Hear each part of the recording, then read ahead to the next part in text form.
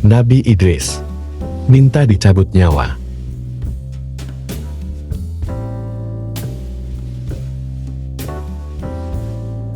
Suatu ketika, malaikat Israel memohon kepada Allah untuk diizinkan turun ke bumi.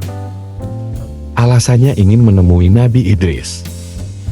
Namun bukan mencabut nyawa, melainkan karena ingin berkunjung saja. Allah pun mengizinkan. Maka, malaikat Israel pun turun ke bumi dan menjelma menjadi manusia. Nabi Idris mengira bahwa malaikat Israel adalah tamu biasa, sehingga tidak curiga sama sekali. Ia menyambut dengan ramah tamah. Nabi Idris bahkan mengajaknya ikut berdakwah menyebarkan agama Allah.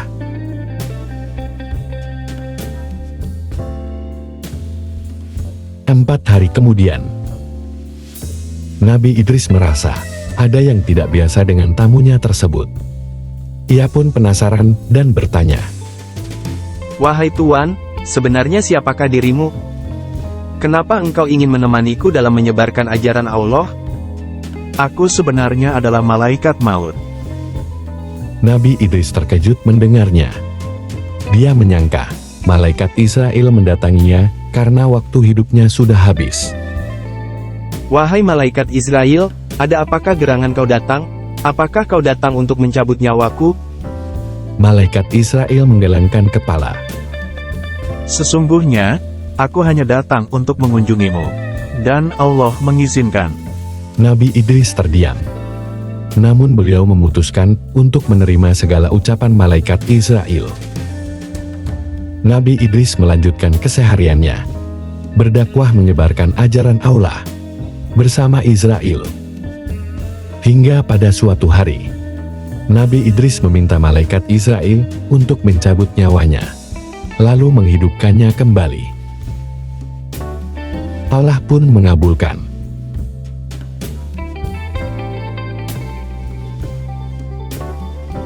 Israel merasa iba saat melihat sahabatnya tersebut kesakitan. Lalu memohon kepada Allah untuk menghidupkan Nabi Idris kembali. Nabi Idris terbangun dan menangis sejadi-jadinya.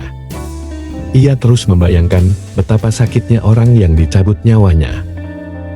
Sejak itu, Nabi Idris pun semakin gencar dalam menyebarkan ajarannya. Pada suatu hari, Nabi Idris dan malaikat Israel sedang berjalan bersama. Nabi Idris mengajukan suatu permintaan yang tidak biasa. "Wahai Israel, bisakah kau memperlihatkan surga dan neraka kepadaku?" Malaikat Israel terkejut mendengar permintaan Nabi Idris. "Wahai Nabiullah, lagi-lagi engkau meminta sesuatu yang aneh. Mengapa engkau meminta hal semacam itu? Bahkan dari para golongan malaikat pun takut melihat neraka." "Jujur saja, aku sungguh takut dengan azab Allah. Namun semoga imanku menjadi lebih tebal setelah melihatnya." Nabi Idris pun berdoa kepada Allah untuk memohon restu. Berangkatlah malaikat Israel bersama Nabi Idris ke neraka. Malaikat Malik yang bertugas sebagai penjaga pintu neraka pun mempersilahkan mereka berdua masuk. Di dalam neraka, Nabi Idris berkali-kali pingsan melihat berbagai siksaan yang diberikan kepada manusia-manusia yang melanggar perintah Allah. Pemandangan sangat mengerikan yang tidak bisa dibayangkan manusia manapun. Selanjutnya mereka menuju surga. Malaikat Ridwan mempersilahkan mereka masuk. Nabi Idris terpana melihat sungai-sungai yang airnya begitu jernih seperti kaca. Pinggiran sungai terdapat pohon-pohon yang bagian batangnya terbuat dari emas. Ada juga istana-istana yang telah disediakan untuk para penghuni surga. Kala tiba waktunya pulang, Nabi Idris menolak dan ingin tetap berada di surga. Malaikat Israel akhirnya berucap, "Wahai Nabiullah, engkau boleh tinggal di sini setelah hari kiamat nanti, setelah semua amal ibadahmu dihisap oleh Allah. Saat itulah engkau bisa menghuni surga bersama para nabi dan orang beriman lainnya." "Ya, aku ingin beribadah kepada Allah sampai hari kiamat nanti." Sesungguhnya, kisah ini merupakan pengingat kita untuk lebih taat kepada Allah. Dan setiap apa yang kita lakukan, akan ada balasan yang setimpal.